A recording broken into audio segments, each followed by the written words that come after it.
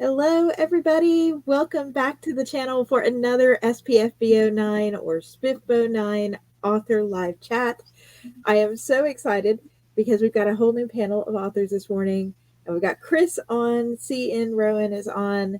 Chris is sort of warming it up because a couple of the other authors are having some technical difficulties getting in. But as soon as they get in, we'll add them as well. But Chris, I did Hello. not know you before SPFBO, so it's nice to meet you. I've got to say, I do a series of interviews on my Facebook profile called Urban Fans to See, and we have yet to have one that doesn't have technical difficulties at the start. It just comes with the territory. So It's par for the course. Yeah. So if you're watching and you don't know what SPFBO is, and you're just like, this sounds like something interesting, this is the self-published fantasy blog off, which one day I'll be able to say. I'm amazed. I'm amazed. Um, Good. yeah, the self-published fantasy blog off, 300 fantasy books by indie authors, all organized by Mark Lawrence for free. Thank you, Mark, for all that you do. We get our books split up among 10 blogs. So 10 blogs take 30 books each. And up until now on the channel, I've been doing panel specific. So everybody's been in the same blog together. Oh, there's Hannah. Hey, Hannah. Hi, I am here on my phone because my computer is having technical Yay. difficulties. Morning, sorry about that. Well, it's okay. You're here. Yay. We were just talking about what SPFBO is for people who are joining and didn't know. Today's blog is special because we're doing a multi-blog panel for the first time. So we're not all in the same panel. I am in the Fantasy Book Critics panel. I'm not as a blogger, as a participant with The Violet Twisted Fate, which is an epic fantasy. Chris, Hannah, which blog are you in and what book are you representing this year? I am in the Before We Go blog, and my book is The Betrayer, Tales of Pern Cohen. Sweet. I am in the Fantasy Faction. I also have my book to hand. I'm in Fantasy Faction with Imperfect Magic, which is the first book in the Imperfect Cathar series. Yeah. And congratulations on your new release of it, too. Just came out in May, you were telling me. The 8th of May, and we've got the second one's coming out the 6th of June. So we're doing a quick release schedule. So it's all very exciting. It's going brilliant. Having a lot of fun. Well, that's really exciting. So rapid release, pick it up, and then you don't have to wait very long for the next one. Hey, J.E. The crew's all here. J.E., we were just talking about which blog we're in, since this is a multi-blog special, and what book we put in this year you'd like to share. Sorry, say again. Still getting connected here. Oh, no, I can hear you. Oh, it's not working. Can you hear me? Yeah, we can hear you. Okay, we were good. talking. So we were saying, which blog are you in, since this is a multi-blog video? Oh, and yeah. Which book are you repping for SPFBO9? So I'm in Esme Weatherwax Report. And my book is Felix Chance, Volume 1. So I'm looking forward to seeing how far it goes. This is my first go-around at all of this. So. And mine too. And Chris, Hannah, this is your first year? It is. This is my second year, actually. Oh, so tell us, Hannah, how you feel about how the sign-up process went this year versus last year, because it was so fast this year. Yeah, it definitely went like way faster. Sorry about this, guys. All right. It definitely went way faster. I mean, I thought it went fast last year. It went like way faster this year. Like, I remember I like set an alarm to like wake myself up, like, you know, I think it was like 15 or 20 minutes before the form went live. Because last year it was crazy, but like this year, what was it? It was like under an hour. There was like 250 entries or something. 40 minutes, 297. Oh, wow. So Hannah, at this phase last year, because this is our first time for everybody else going through it, um, we're starting the waiting phase. What did you do during that first waiting period last year? And is that what you're planning on doing again this year for the first 5 months that you have to wait? Um, so I'm trying to remember when. So I think my book got cut in like August or September, I think, if I recall correctly. I was in, I did some light marketing. I was in a couple of like SPFBO sales, those first couple of months. And I really, to be honest, I just kind of followed along. Like, to me, that was the fun part of it. I just kind of followed along with all the blogs and all the reviews. Obviously, I checked in with the blogger who had my book, but I just kind of followed along. I did some low key sales on my book, and I just kind of followed along and enjoyed the contest. To be perfectly honest. And so this year, you're going to follow along still, or are you going to? Yeah. Oh, to, yeah. No, definitely. Like I've had I'm on the Discord. I'm in the Facebook group. I've been following along with the bloggers. On Instagram and their blogs and YouTube, just seeing everybody's books, who they ended up with. I don't think we've had any actual reviews coming yet. I don't think they're allowed yet. I think Chaos Month they're not allowed, because I saw one of the judges was saying something about they'd already written a review, but they were sitting on it because it's still Chaos Month and they're not allowed to drop it until a certain date. I think there's like a start date. I think it's like June or maybe like sometime in June. That I think it's June 1st. Yeah. Yeah. So for those who are wondering what we're talking about, how SPFBO works is those bloggers that I was talking about earlier, they split up the books usually among a team. And there are a couple bloggers that they do all, I'm told. They read all the books themselves. But then they have to decide by the time finalist round comes up which one book that was assigned to their blog they're going to put forward for consideration to be the winner of SPFBO that year. And the competition this year is really tough. There's so many good books and authors, and it's been so exciting. But this is my first time meeting J.E., meeting you, Chris. Hannah, I know we've been on YouTube together before. But for those who don't know you, why don't you tell us a little bit about yourselves and what kind of fantasy you write? And for those watching, if you're like, oh, that's my kind, go to the description box because the links to their books are in the description box too. Shall I go first? Who wants to go first, guys? Shall we? You can go. Go ahead. Go for it. Very kind. Oh, I'll kick off then. So I showed it earlier. I wrote under the name C.N. Rowan, which is spectacularly unoriginal because it's actually my name. My book, Imperfect Magic, the Imperfect Cathar series, it's a darkly funny urban fantasy, but no romance. So I tend to put it in sort of supernatural suspense category, interlaced with historical fantasy as well. Because it has flashbacks to actual history revolving around the Cathar period, the Albigensian Crusades in the south of France, which is where I live, and was the inspiration for the whole kind of project. It's been compared to one of the reviewers said if Douglas Adams and Alan Moore teamed up to write contemporary fantasy. So dark but funny, gory, lots of bad language. No romance. That's kind of the pitch. French history and bizarre mythology and weird stuff like that, basically. I love that. I mean, I can go for a fantasy with no romance. I do read some romantic fantasies, but I love the ones that are like, this is an adult fantasy, but there is no romance in it. No romance, lots of friendship. It's all about friendship. And the main character's best mate the main character, Paul, is a reincarnating Cathar, who every time he dies reincarnates in the nearest dead body, and as such has no survival skills whatsoever because he just expects to come back. So he's sort of an eternal man-child basically. But his best mate Aisha, who is based on the Moroccan legend Aisha Kandisha, who's kind of the bogeyman of Morocco, but she's a badass in my book basically, and she's sort of the real hero. But their platonic, almost fraternal friendship and banter back and forth is a main part of the story. And I really wanted to go for that because I know that male female you know, but none. They're no will, they won't, they won't. They won't. Okay, right now, they won't. If you think will, they won't, no, they won't. End of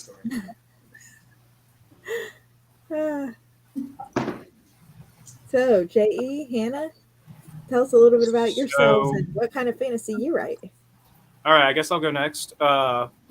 Just because I think my work is very in line with Chris's there. Also, similar, J.E. Pittman's just my name, initials anyway.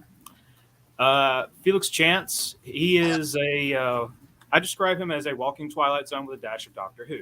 It's very light urban fantasy, very fun, limited on the romance, kind of some fade to black stuff, and some romantic underpinnings for motivations, but mostly he goes through life. Strange things happen around him, and he eventually finds the source of those strange things, which is basically himself. And we explore the depth. In the first book, Volume 1, he has purportedly forgotten his memory. So he claims. Felix is, shall we say, a rogue and a liar and a cheat. So, unreliable narrator. He may or may not remember more than he says. So we go through the first volume is just kind of random happenstance stuff. Things kind of build and progress. He picks up a plucky sidekick. He picks up a moose. He picks up, spoiler alert, Bigfoot plays a role. Various other things along the way.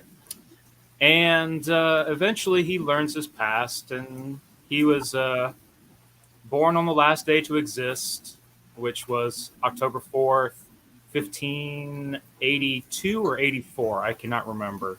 Whenever they switched from the Julian calendar to the Gregorian calendar. They lost 10 days. So in the mythos of Felix, those 10 days were stolen. And so the day he was born was the last day to actually exist, and everything since is a new era type thing. And it just kind of dives deeper in there. I'm working on Volume 2 right now. It'll be out in August. It's currently up on Kindle Vella serialized. But yeah, this started as very fun, loose urban fantasy that has really, really spun out into history. Wow. I love Doctor Who so much that I'm like, ooh, which doctor? You said Doctor Who. Like, I'm a troublemaker doctor person myself, but I would say Eccleston with a dash of Tennant. okay. Because those were, I mean, yes, I watched the original on PBS pre revival, but I really got into it around the Tennant era, and then I went back and really liked Eccleston. So Hannah, welcome back to the channel. I'm over here with the romance. I know, it's like you got the romance. You got all the romance that Chris and I are not including. So for ranking, we've got J.E. and Chris, no romance, and then mine has a splash of romance, but it's not the main story, and then Hannah's coming in with the romance to represent. Yes, I've got the romance. So I write romantic fantasy. My stuff tends to straddle the line between romantic fantasy and fantasy romance. The romance is pretty heavy in all of my books, but there are usually other things going on. So romantic fantasy, high fantasy, epic fantasy. I have a world that I've been writing in. I just published last week. I think it's my 8th book in that world. I'm getting to the point where I'm losing track. Like, I think that was the 8th book in that world. They're usually all, loosely Celtic inspired to some degree. That's basically, high epic fantasy with a lot of, a good dash of romance. Lots of Celtic inspiration, lots of animals, that sort of thing. yeah, that's basically what I write when it comes to fantasy. Mhm. Well, thank you for coming back and representing the romance, because the readers who are watching this channel, we've got a huge range. That's why when we did the New Year's panels, we had like all these different panels, from the steamy romance to the YA romance to the no romance to grim dark. It's like we got it all. Just stick around. So we've been doing this panel question each time. We've been talking about main characters, side characters, best friends, non-human side characters. If you've been tagging along, the last one we did was what was the main character in your book's stakes in the story from their opinion in the beginning. And today, you guys get the fun job of talking about what is your villain's stakes. Basically, what's their hero story. You don't have to tell us what happens, whether or not they achieve them or what, but because obviously spoilers. But what in the beginning of the book is it that the villain wants? What's at stake for them if they fail? Whoa. Oh, that's a real tricky one. That's really, really difficult, because mine is very much a twisty turning mystery, and the whole point is who is the villain. So it's very, very, very difficult. So when we talk about yours, it will be them who shall not be named. Yeah, there's a bit of that. We don't really know is the honest answer to that. The book kicks off with Paul Bonham, my main character. He's strapped up to a basement being tortured by a wizard who's not very good. He refers to him as a word for human excrement, that is a swear word wizard, and that is how he then becomes referenced to throughout the book, who is trying to work out how Paul got into his basement, has been torturing for 3 days. But the whole mystery kicks off because where Paul is being held by angelic runes, which are far beyond this magician's capacities. He dies and escapes, and the mystery is because the only angels that have ever come down, the Bene Elohim, who have come down from the higher dimensions, there's only 2 that have ever come. One shares a body with his mentor / father figure called Isaac, who is based on the real inventor of Kabbalah, Isaac the Blind, which was invented in Montpellier at the same time as the Cathars and the Albigensian Crusade was going on, at the start of the 13th century into the 12th century. And the other one is his brother Jacob, who has been missing for several hundred years. Oh, wow. So the question is, what has happened? Has Jacob gone evil? Has he gone full red lightsaber? In which case, you're dealing with someone who is partnered with potentially the most powerful being on the planet, who has now gone to the evil. Or have they somehow been tricked or enslaved? And in which case, who is this villain who is strong enough to enslave an angel? And all they find out sort of early on, which I don't mind giving, is that he's after a particular religious artifact called the vernicle, or the veil of Veronica, which was used to mop Jesus's face by Saint Veronica, and is supposed to have certain properties. And the team is set, if they want to find out what's going on, is set the task of finding this vernicle and bringing it to the villain. So that is all we really know or find out in the early part of the book about the villain, via some phone calls and some melting of various people as well, just for the hell of it. Yeah. So we've got a lot going on with yours. We got to find out who the real villain is and what they really wanted by the end. Exactly. No one's guessed it yet. I'll give you that. Oh, okay. All right. So we got a whodunit. J.E., what about yours? See, the problem is I really don't have a straight up villain. It is mostly circumstantial for Felix. At least not in the first one. The second one, it gets more pinned on people, but that's high spoiler area. So let's just say things happen around Felix, and the random happenstance isn't as random as it appears in the first one. So that's all I can actually say about any kind of forces working against Felix. Yeah, yeah. All right, Hannah, the villain in yours. What is So- it? What's at stake? Yeah, I sort of have two. I have a male villain and a female villain. They're not romantically intertwined in this book, though I do have a habit of doing that. They're not romantically together in this series. The male villain, I think very much jealousy that's driving him. He is jealous of his younger brother. He feels like their parents played favorites. Long story short, this spins off from one of my other series, and it's the two brothers, and their parents kind of had two clan holdings, and they gave one to each child. The older brother does not feel like that should have happened. He feels like he should have gotten everything. So it's just kind of a lot of jealousy where he feels like his parents played favorites. He feels like he should have gotten everything and he didn't.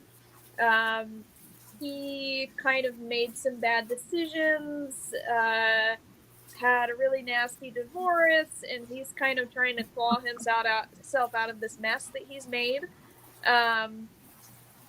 So really it's that like trying to prove himself and jealousy that's kind of driving him. And then as far as what's at stake for him, it actually ends up being his soul. Because he goes and he finds the, kind of the female villain, who is a servant of a dark being. She's got a lot of power. She's kind of got her own revenge that she wants, where she feels like people have ostracized her. She's had to go like live in a hut in the middle of nowhere. So basically he goes to her, she gives him power, and so now he's kind of got his soul on the line that if he does not end up being victorious by the end of this, he'll be dead. Wow. Whew, very high stakes. And yes, so if you want Hannah's enemies to lovers, this is not the book to get it, but yes, very high stakes. And love is still involved, just Yes, capacity. between the hero and the heroine, just not between the two villains this time. I have other series where I definitely have a habit for some reason of putting in, a hero and heroine romance, and then I also will do like a villain romance at the same time. You kind of get like two romances at once. Yeah. Villains deserve to be happy too. Pardon? Villains deserve to be happy too. Well, I mean, the villains unfortunately don't end with a happy ever after. Oh, so they're people too. They're the hero of their own story, as someone shared on a panel yesterday. And I was telling them then, Maedra is the villain in mine, and she says so pretty early on. But she was one of my favorite characters to write. Maybe a little more than the main character, which I know is not supposed to be allowed when you're the writer. But Maedra was banished from the world that the main character and the main story is taking place in, with everything that an ancient queen considered evil 500 years before. And I mean, she is not a very nice person, but she's called the Underworld's champion because she was essentially leading all of these undesirable fantasy creatures, the ghouls and the centaurs and the goblins and things like that, all to rebel, to basically say we have value, we have worth. And so they were all banished to a different dimension. Well, now she's found a way to come back. And really what she has at stake is getting them out of this dark, desolate dimension where it's all evil, it's all ruined, there's no sunshine, and she wants to come back and take the throne that she feels is rightfully hers. So over the course of the story, I've got the main character who's like, has to face by the end who really gets to say what's evil, and sort of throw that a little bit. Do they truly deserve to be banished there just because my ancestor thought they were evil 500 years ago? And so, yeah, that's sort of what's at stake for Madra. But yeah, so very excited. What are you guys going to be working on for the next up to 5 months? Well, we wait to see, because I know some blogs are going to release updates and we're going to see our names start falling off June 1st. And other blogs I've been told are going to hold back and not give anything until the day, that the first round's over. So are you guys going to be lurking? Are you going to be writing? What's going on? I'm going to be writing. I've got 3 more chapters in the second Felix installment. Like I said, that'll be out in August. I've got 2 other serials currently running and a novel that hasn't been serialized that I'm editing and will hopefully shop around at DragonCon. And I'll be going to DragonCon and doing some different con appearances and basically try and stay busy so I don't become a lurker and, productive. So I have hopefully stuff for people who find my stuff through this competition to read and latch onto. Mm-hmm. Mm-hmm. Hannah, you're a productive lurker. You sort of lurk a little, but you also don't let that slow you down one bit. Yeah, I will. Productive lurker. I think that's a good way to put it. I will definitely be writing. The 3rd book in the trilogy I'm currently working on will drop later this year, so I'm going to be hard at work getting that ready. I left my readers on a terrible cliffhanger, so I definitely want to get them this last book as soon as I can. And then, alongside that, I do contemporary women's fiction as well. So actually I have one of those releases next year. So I'm working on that because I got to get that ready. And then working on my next fantasy series, which is sort of going to take place in the world that I've been writing in. Most of my books have been centered around the island of Perncohen, but you've got the Empire of Kelnor that's kind of always on the outskirts.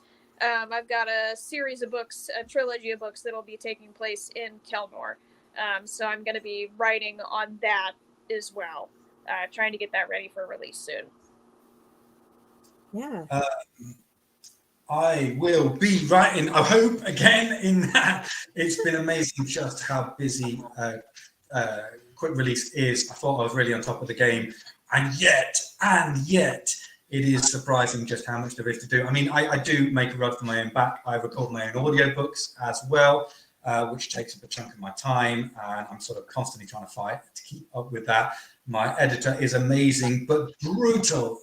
So each time I'm getting a book back in terms of developmental edits, I'm having a huge amount to rewrite on that and then kind of getting it out. So I'm constantly in that mode at the moment and trying to just get ahead of myself.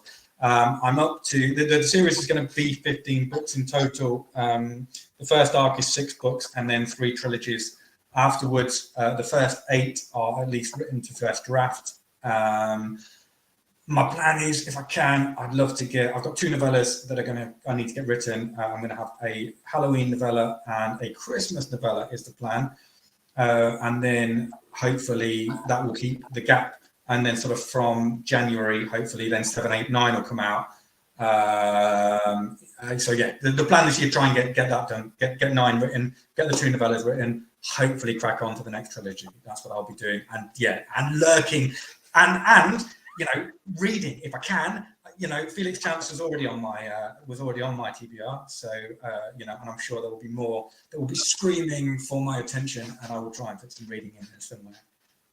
Yeah, we were saying before we went live that the TBR piles are just collapsing. It's I used to have a TBR pile, but Yeah, it's more a mountain than a pile.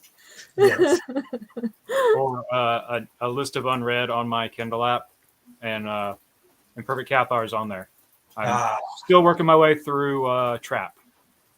Really love the style, though. Oh, thank you very much, sir. Thank you very much. Yeah, I've read a lot of the books already out of the top 300 because I just have a addiction to indie fantasy books is what it really is. But I was I'd really like to read all the ones I haven't read yet, which is 220, I think was my last number that I have yet to read. So I was like, I'm just going to start one blog at a time. I'm starting with fantasy faction. I'm going to knock out their books, and then I'm going to do the next, and then I'll do the next, and I'll do the next. But yeah, I think for the next 5 months, it's sort of weird because I'm an editor. I'm a developmental editor, so I take my hat off to your editor, Chris. But June is one of my busiest months every year, so I probably won't do anything but edit in June. I probably won't do much writing, reading, just editing, and then try to fill in the rest of the time after that, like in July and August, with reading other people's books and catching up on my own writing and my own publishing. Maybe if I have a chance to breathe, I can peek in and lurk here and there. But yeah, but if you're watching and you would like to join in the lurking, you can go onto Twitter and search for hashtag SPFBO9 for this year and see all the posts. Or you can go to Mark Lawrence's website. I've got the link to that. Mark is the one who coordinates this every year and does it of his own just love for the indie community. So thank you so much, Mark. But you can follow Mark's blog and you can see all the updates as we fall off over the rest of the year, and maybe grab some new books too, and tune in for more panels because there's actually going to be another one in about 2 hours. So but thank you all so much for joining. I wish you the best of luck, all of us the best of luck. Thank you, Katherine. Amazing. Thank you for the Yes, opportunity. thanks for hosting. It's been great. My pleasure. Thank you, Hannah, for coming back. It's good to see you. Thank you. Yeah, it was great. It was great to be on again. I definitely love that you're doing these. They're a lot of fun. Out of 300 authors, it's like, how many authors can I meet? Let's find out. I'd say everyone who is looking at the Facebook page. Yeah. We'll get as many as we can for you guys. All right. Have a great weekend, everybody. Take care. Thanks. Bye. Bye.